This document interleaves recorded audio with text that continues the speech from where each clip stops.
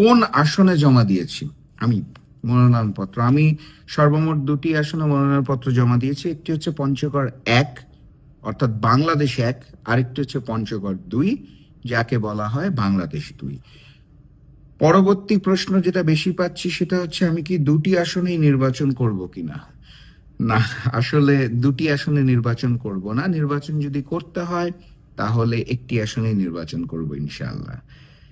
আরেকটা প্রশ্ন পাচ্ছি সেটা হচ্ছে তাহলে কোন আসনে নির্বাচন করব। আচ্ছা, আপনারা নিশ্চয়ই জানেন যে বাংলাদেশ জামায়াতে ইসলামী, ইসলামী আন্দোলন বাংলাদেশ, বাংলাদেশ খেলাফত আন্দোলন, আমার দল জাতীয় গণতান্ত্রিক পার্টি জাগপা সহ 8টি দল মিলে আমরা দীর্ঘ সময় ধরে রাজপথে আন্দোলন সংগ্রামে লিপ্ত ছিলাম এবং আমরা সিদ্ধান্ত নিয়েছিলাম সেটা হচ্ছে ওয়ান বক্স পলিসিতে এই 8টি দল আমরা একসাথে জাতীয় নির্বাচনে অংশগ্রহণ করব এবং একটি আসনে এই 8 দলের পক্ষ থেকে একজন প্রার্থী থাকবে, বাকিরা কেউ প্রার্থী দিবে না, সবাই সমর্থন দিবে এবং ভোট দিবে।